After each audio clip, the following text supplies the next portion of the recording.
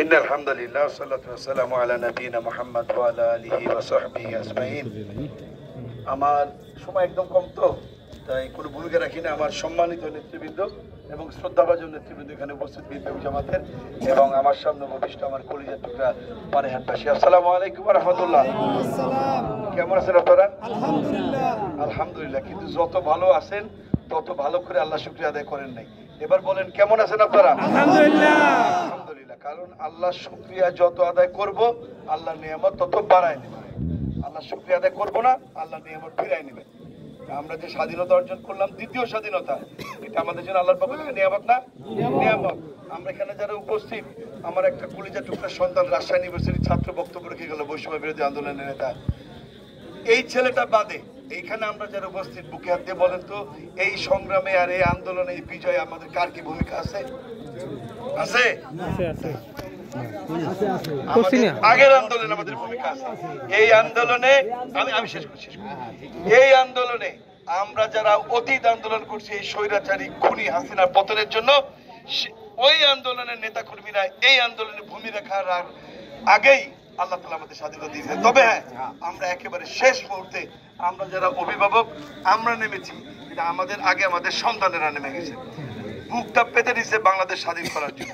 তাহলে এই স্বাধীনতা যেটা অর্জন করলাম, এই স্বাধীনতা অর্জনের পেছনে যাদের ভূমিকা সব থেকে বেশি, আমরা আমাদের এই সভা শুরুতে তাদের সকলের প্রতি শ্রদ্ধা জানাচ্ছি। যারা শহীদ হলো, আল্লাহ তাআলা সকলকে জান্নাতে আলা মাকাম দান করে সেই দোয়া করছি, আমিন। এখন এই স্বাধীনতা ধরে রাখতে হবে না? ধরে রাখতে হবে। আমরা যেটা করছি এখন, একটা প্রশ্নের উত্তর দেন।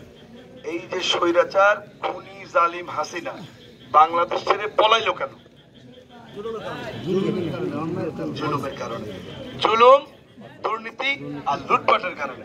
এখন দুর্নীতি আর লুটপাট করছে ক্ষমতায় থেকে, জুলুম করছে ক্ষমতায় থেকে, আর আমরা ক্ষমতায় যাওয়ার আগেই জুলুম শুরু করে দিচ্ছি। ঠিক।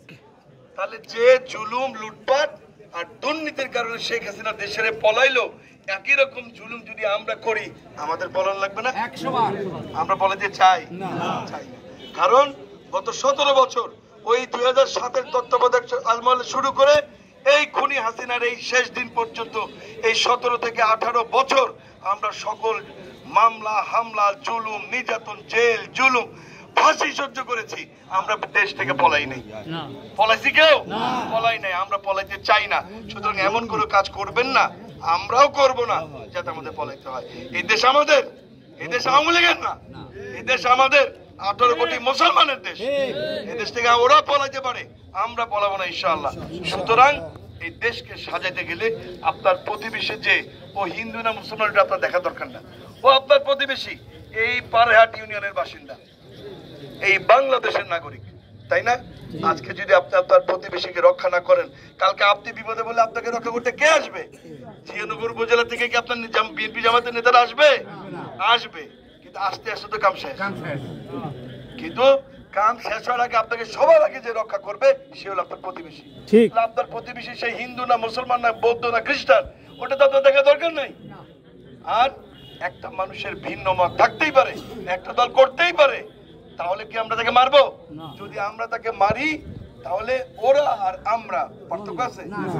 এক হয়ে গেল। ওরা মানুষ, আমরা মানুষ, প্রমাণ দিতে হবে। আমরা মানুষ, এটা আমরা প্রমাণ দিব। একটা কথা স্পষ্ট করে বলতে চাই, দেশ নেত্রী বেগম খালেদা জিয়ার কোন কর্মী, আল্লামা সাঈদীর কোন কর্মী সন্ত্রাসী হতে পারে না, হতে পারে না, হতে পারে না।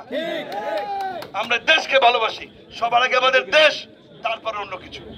সুতরাং এই দেশকে সামনে রেখে আমাদের এখন, এই যে আমাদের নেতারা বলে গেছেন, একজন জবাব দেন, জবাব দেন, আমি আস্থা করে বলি, আমাদের নেতারা যেভাবে বলে গেছেন সেইভাবে আমরা